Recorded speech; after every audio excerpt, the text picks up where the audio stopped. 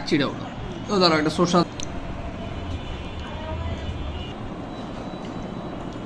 এটা হচ্ছে আমাদের স্পেশাল ফুপ্পার হাতের কাচ্চি, খুবই মজা। আমরা প্রতি বছর এরকম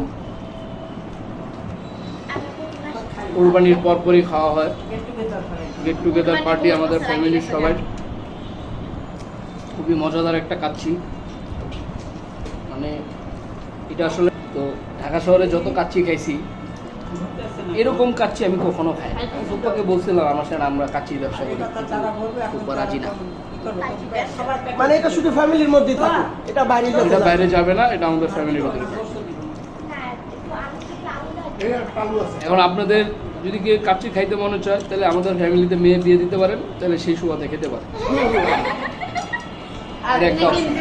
আপনি কি নিজের অ্যাডভার্টাইজমেন্ট করতেছেন? ও আবার ছেলেও বিয়ে দিতে পারবেন, আমাদের মেয়েও আছে।